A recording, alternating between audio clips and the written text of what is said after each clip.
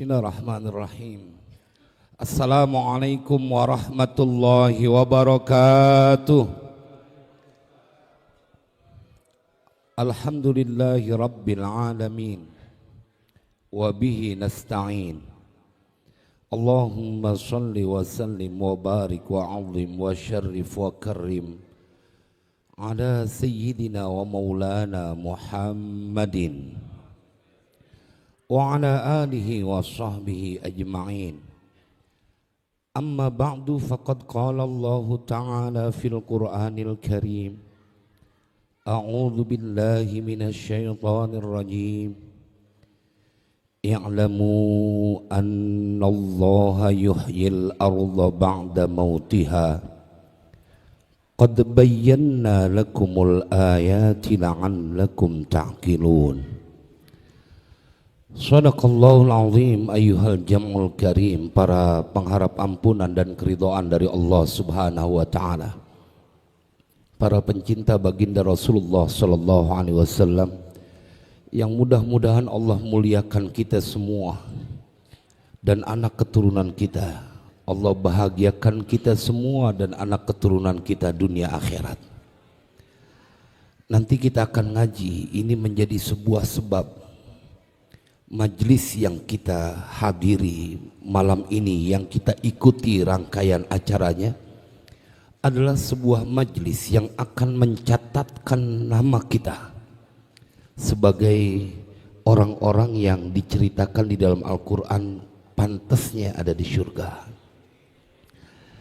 Namun sebelumnya izinkan saya menyampaikan penghormatan buat tuan-tuan guru kita, Al-Mukarram wal Muhtaram, akhi fillah Abah Kiai Haji Arfat Saleh, akhi fillah Abi Kiai Haji Sirajuddin Ilyasi, Kiai Haji Abdullah Syafi'i, Kiai Ruslan Subandi, Al-Mukarram Al-Ustadz Haji Muhammad Ihsan, Al-Mukarram Al-Ustadz Haji Syarbini, dan banyak asatidz para kiai yang, maafkan saya tidak menyebutkan namanya satu persatu, insya Allah tidak mengurangi rasa hormat saya kepada beliau-beliau. Terkhusus saya ingin memberikan apresiasi penghormatan buat guru kita Kiai Haji Muhammad Murdana Zailani Abdul Ghafur, yang semoga Allah berikan beliau panjang umur, sehat, mulia, bahagia dunia akhirat, dan semua keturunan beliau.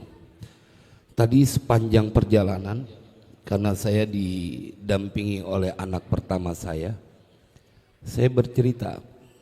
Memang saya banyak bercerita kepada anak, karena biar jejak-jejak pelajaran itu diserap oleh beliau. Jadi begitu dalam perjalanan di tol, saya bilang sama anak saya, "Bang, abang perlu tahu keistimewaan Kiai Haji Muhammad Murdana Zailani Abdul Ghafur." Jadi kita berbincang. Seorang anak yang beliau ingin sekali menunjukkan dengan berbagai potensi yang beliau punya, membahagiakan kedua orang tua. Beliau orang yang gigih dalam berjuang dalam dakwah. Tadi saya bercerita itu karena biar menjadi teladan, sesuatu yang baik, dan ini dicontohkan oleh beliau malam ini. Saya sampai berbisik sama Kiai Abdullah Syafi'i tadi, karena saya memang begitu Pak, setiap ada kebaikan dari kita punya teman, maka kita akan ceritakan itu supaya memotivasi diri kita. Beliau ini bahkan dalam bikin acara, padahal ngaji bulanan, tapi selalu bikin backdrop yang berbeda, saking ingin menghormati di majelis. Mudah-mudahan Allah muliakan beliau. Karena memang saya perlu sampaikan, yang kayak begini perlu dijadikan contoh. Tadi setelah sholat asar, saya kedatangan tamu. Beliau ngundang saya untuk acara haul di Condet. Kakak beradik, anak nomor 2 dengan anak yang paling bontot datang. Beliau minta waktu saya buat ngisi haul. Tetapi yang menarik, ketika obrolan kita terbangun, beliau cerita, Ustadz, saya ini tukang nasi uduk. Tukang nasi uduk. Bukanya kalau habis sholat isya sampai jam 11 malam. Saya walaupun tukang nasi uduk, nggak pernah mau meninggalkan acara tahunan untuk menghaulkan saya punya ibu dan bapak. Tukang nasi uduk, Bang Acung. Kita keukur dengan latar belakang pendidikan, dengan latar belakang ekonomi yang beliau punya, tanpa mengecilkan mereka yang berprofesi tukang nasi uduk, tapi ini merupakan sebuah potret orang. Kalau kita pakai bahasa Kiai Abdul Syafi'i ketika memuji Kiai Murdana Zailani, lelaki ini hatinya laksana kaca, bersih bening, sehingga membawa manfaat. Saya kumpulin tuh duit. Masa iya setahun saya nggak bisa girangin orang tua yang udah meninggal dunia? Wah, ini cerita yang menohok.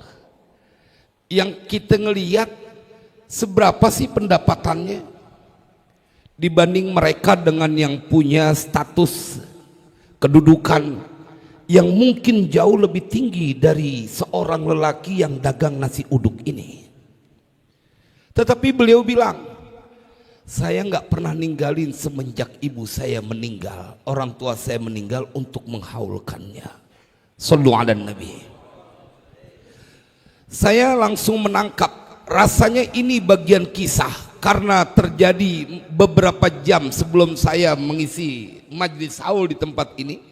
Bagian kisah yang saya berhusnuzon Allah titipkan pada diri saya, tolong sampaikan ada seorang anak laki-laki dengan adiknya yang datang, dan dia berprofesi sebagai tukang nasi uduk, tapi punya cinta dan rela berkorban untuk orang tuanya kendati mereka telah tiada.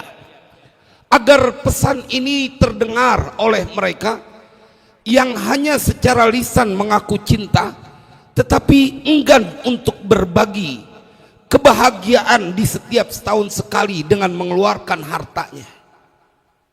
Kan kalau orang Betawi dulu nyebutnya acara haul, acara sedekah. Maka semua yang dilakukan rangkaian acaranya adalah diniatkan buat orang-orang yang disebutkan, dan saya menyimak bahwa ketika tadi Kiai Murdana Zailani memimpin tawasul, semua orang tua kita dilibatkan masuk dalam acara ini. Bukankah ini menunjukkan tentang sebuah amalan kebaikan yang engkau melaksanakan perintah Allah, wabil walidaini ihsana. Kalau kita bicara tentang Al-Quran, Bapak, Ibu, di Al-Quran diceritakan ada seorang lelaki yang berbakti kepada ayahnya, bahkan menggadaikan nyawanya. Ini Al-Quran yang bercerita, Allah yang menceritakan bahwa ada seorang lelaki yang demi membahagiakan seorang ayah sampai rela menggadaikan beliau punya nyawa. Yang penting orang tuanya, ayahnya senang. Karena saya dapat tugas untuk menjelaskan anta wa maluka li abik. Di penghujung sambutan dari Kiai Murdana tadi, maka saya dipaksa untuk mengingat sebuah pengorbanan dari seorang anak yang bahkan mempertaruhkan nyawanya. Inilah yang Allah sampaikan di dalam Al-Quran. Ketika seorang lelaki yang bernama Ismail ditanya, dan pada saat itu umurnya masih belasan tahun, falamma balagha ma'ahu sa'ya qala ya bunayya inni ara fil manami anni azbahuka fanzur madza tarahu. Ini kan kisah dalam Al-Quran. Seorang anak lelaki yang begitu ingin membahagiakan ayahnya. Kita nggak mampu menjangkau bagaimana kalau terhadap seorang ibu. Ini terhadap seorang ayah. umurnya masih belasan tahun.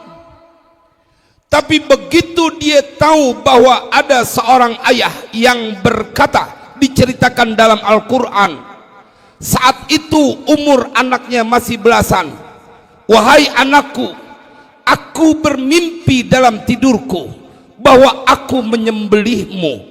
Fandur mada taro, bagaimana pendapatmu wahai anakku?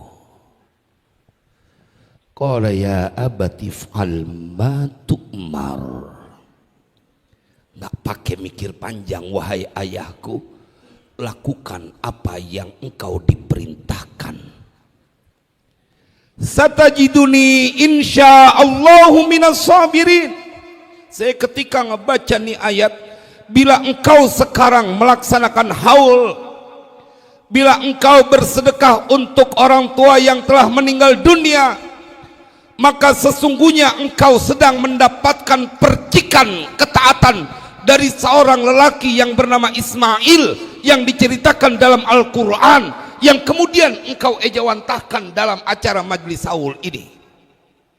Jemaah, dia berkata dan Allah yang bercerita, qala ya abati f'al ma tu'mar, lakukan wahai ayahku. Bapak, ibu, ini bukan diminta untuk bikin haul. Ini bukan seorang ayah yang meminta kepada anak lelakinya untuk bersedekah diniatkan untuk ayahnya. Ini bukan perkara sederhana seperti seorang ayah yang menelpon anak lelakinya, wahai anakku, datang ke rumahku, aku sedang dibekap rasa rindu. Bukan, itu kelewat sepele. Tapi seorang ayah yang meminta pendapat, aku bermimpi menyembelihmu wahai anakku. Anta wa maluka li abik. Dia pasrahkan semuanya. Satajiduni insyaallahu minas sabirin. Engkau akan mendapatkan aku jikalau Allah menghendakinya, aku termasuk orang yang sabar. Kita berikan underline pada ini penutup ayat, satajiduni insyaallahu minas sabirin. Jemaah, seakan ayat ini ingin berkata, ketika engkau mendapati seorang anak yang tak pernah lelah membahagiakan orang tuanya dalam hidup maupun setelah kematian mereka, bila kau memandang, melihat, berbicara, berbincang dengan seorang anak yang tak pernah berhenti bercita-cita melukis senyuman di wajah kedua orang tuanya, ketahuilah engkau sedang bertemu dengan seorang anak yang dia diceritakan dalam Al-Quran, pasti Allah masukkan ke dalam derajat orang-orang yang sabar. Dan ketika kau temui mereka, engkau sesungguhnya tidak menemuinya dalam keadaan sendiri, karena ada ayat Al-Quran yang menceritakan perihal mereka, innallaha ma'as sabirin. Orang itu tak pernah ditinggalkan dalam pantauan Allah. Sallu ala nabi, sallu ala nabi.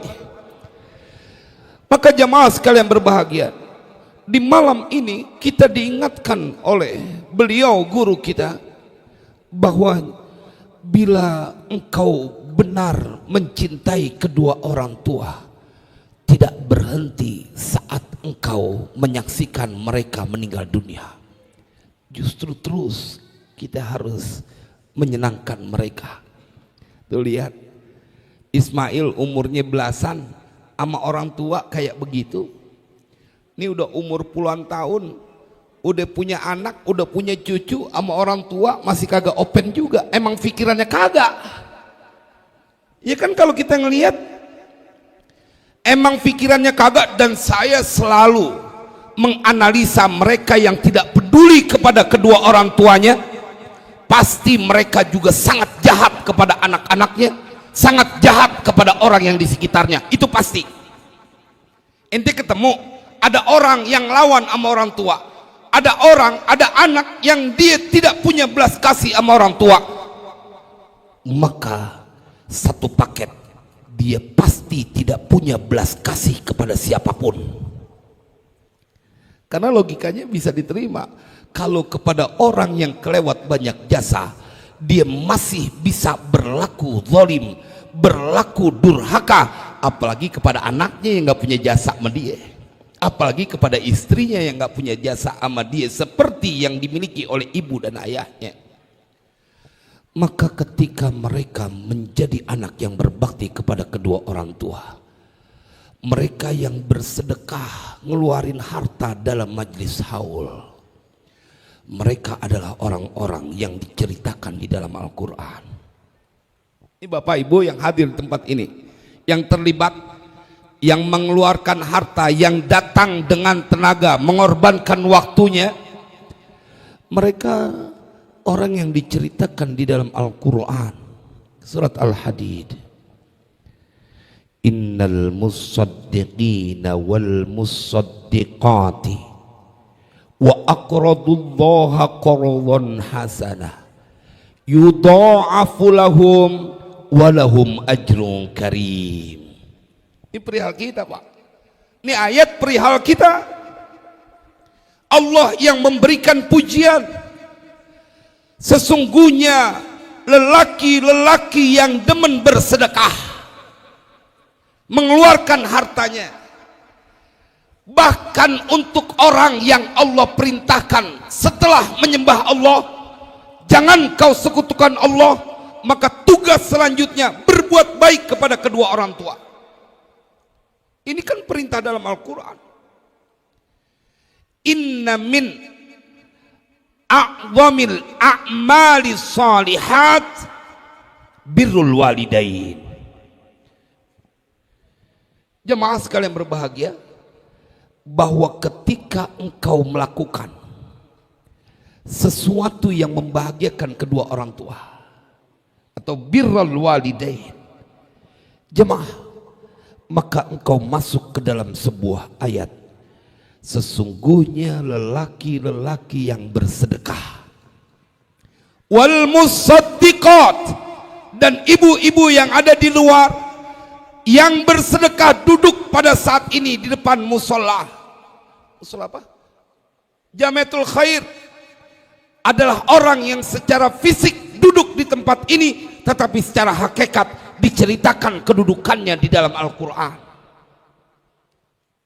Jemaah, lelaki-lelaki yang demen sedekah, perempuan-perempuan yang demen bersedekah, wa aqradullaha qardan hasanah, lebih tinggi lagi diberikan kedudukan oleh Allah, dan mereka telah meminjamkan sebuah pinjaman kepada Allah dengan pinjaman yang baik. Nggak hilang ente punya harta, nggak hilang apa yang telah engkau keluarkan, karena redaksinya adalah meminjamkan kepada Allah dalam tanda kutip, yang pastilah Allah akan kembalikan berlipat ganda. Karena itu dilanjutkan dengan ayat wa aqradullaha qardan hasana yudha'afu lahum, dilipat gandakan buat mereka, walahum ajrun karim. Bukan cuma di dunia ente punya senang, tapi ente dijanjikan dalam Al-Quran walahum ajrun karim. Maka kita buka tafsirnya, kau akan dibangkitkan pantas untuk menjadi penghuni surga. Sallu ala Nabi. Jemaah, ini kayaknya ada unsur kesengajaan. Jam di depan nggak ada ini. Biasanya saya berpatokan kepada jam yang di atas. Saya ngelihat ini jam kagak ada, kayaknya diakalin. Lagi di chat ya, lagi di chat. Lupa ditaruh jamnya. Bagian akhir, hikmah yang kedua adalah buat kita yang masih hidup. Tuan Syekh Abil Mawahib Abdul Wahab Asy-Sya'rani, beliau menceritakan dalam kitab yang berisi berbagai cerita orang-orang soleh dalam berinteraksi kepada Allah dan kepada makhluk. Ada lelaki yang diceritakan dalam kitab Tanbihul Muqtarrin, seorang yang disebut min kibarit tabi'in, Tuan Syekh Hasan Al-Basri. Wa kana Al-Hasanul Basri, la yarahu ahadun illa dhanna annahu qaribu ahdin bimusibatin lima yarahu bihi an min syiddatil khawfi wal huzni. Ini diceritakan dalam Tanbihul Muhtarin. Ada seorang lelaki yang serius untuk menyongsong kehidupan setelah kehidupan di dunia. Ini kan kebanyakan orang nyolatin jenazah udah nggak kehitung berkali-kali, tapi tidak mendapatkan message yang kuat bahwa next time engkau yang akan berada dalam keranda itu. Pulang biasa aja, padahal itu pesannya adalah bahwa perjalanan setiap orang yang hidup berakhir di dunia ini pada saat kau dibungkus dengan kain kafan sebagai pakaian resmi sebelum engkau dimasukkan ke dalam kehidupan di alam kubur. Itu kan pakaian resmi. Jemaah, seperti mereka yang melaksanakan ibadah haji, ditanggalkan semua pakaiannya, satu pakaian resmi yang sama, kain ihram. Kenapa? Karena perjalanan yang akan ditempuh bukan ketemu manusia, tapi bertemu dengan Allah pemilik semesta raya. Kain kafan tuh dibungkus, kita ngelihat, bahkan kita kadang-kadang ngikut bungkus. Ada seorang lelaki yang bernama Hasan al-Basri, la yarahu ahadun, tidaklah melihat akan Hasan al-Basri siapa ahadun, seorang, illa dhanna, kecuali orang itu akan menyangka annahu, bahwasanya itu Hasan al-Basri qaribu ahdin bimusibatin, orang yang baru saja mendapatkan musibah. Jadi setiap melihat Tuan Syekh Hasan al-Basri, la yarahu ahadun, semua dalam keadaan yang sama, tidak melihat kepada Hasan al-Basri, kecuali semua berkesimpulan Tuan Syekh Hasan al-Basri baru saja mendapatkan petaka besar. Di setiap saat kesimpulannya sama. Jemaah, kenapa ini terjadi? Karena mereka melihat penampilan dari Tuan Syekh Hasan al-Basri, lima yarahu bihi min syiddatil huzni wal khawfi, dari sebab karena sesuatu yang dia seorang itu melihat Hasan al-Basri dengan keadaannya yang dia lihat itu, bayannya min syiddatil huzni wal khawfi, dari begitu besarnya rasa kesedihan dan ketakutan.